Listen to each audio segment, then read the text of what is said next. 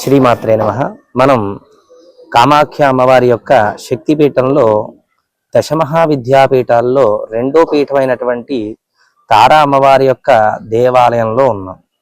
ఆ అమ్మవారి గురించి మనం ఈ రోజున మరికొన్ని విషయాలు తెలుసుకుందాం.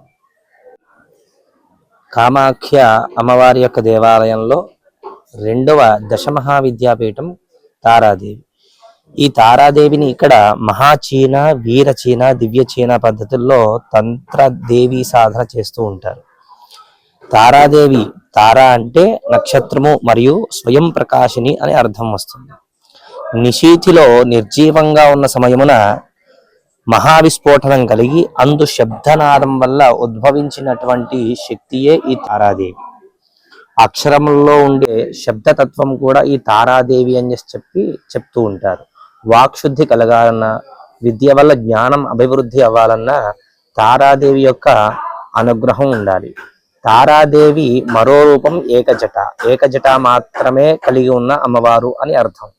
ఏక అక్షరం, ఏక మంత్రం, ఏకాగ్రత ధ్యాన స్వరూపమే ఈ ఏకజటాదేవి.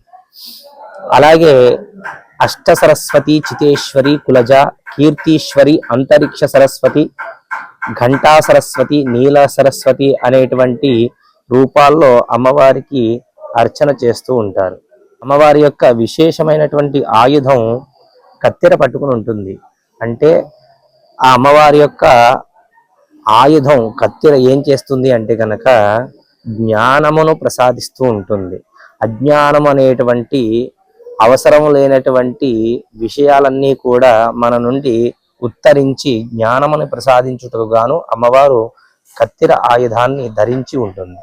అలాగే బౌద్ధ మతంలో శ్వేతతార, శ్యామతార, కురుకుళ్ళాతార, కాలతార, భృకుటితార, నీలతార, చిత్తమణితార అను తారా ఉపాసనలు బౌద్ధంలో ఉన్నాయి. బౌద్ధంలో తారాదేవిని మహాబౌద్ధిని స్వరూపం కింద ఆరాధన చేస్తూ ఉంటారు.